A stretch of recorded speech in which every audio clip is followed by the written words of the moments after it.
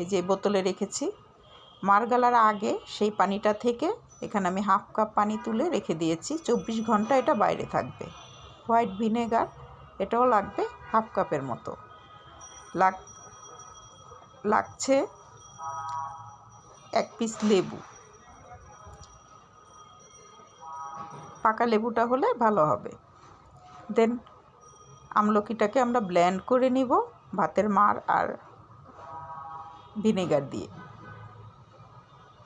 ছেঁকে নিয়ে আসছি। এখন এটার সাথে আরও 1 টেবিল চামচ ভিনেগার মিলিয়ে নিব। আর বাকি ভাতের যেই পানিটা তুলে রেখেছিলাম সেই পানি সবটুকু দিয়ে লেবুটা চিপড়ে দিয়ে দিব, দিয়ে মিশিয়ে নিব। খুব ভালো মতো মিশিয়ে যতটুকু লাগবে ইউজ করব। বাকিটা বোতলে ভরে নর্মাল ফ্রিজে 7 থেকে 10 দিন রেখে আপনি প্রয়োজন মতো ইউজ করতে পারেন।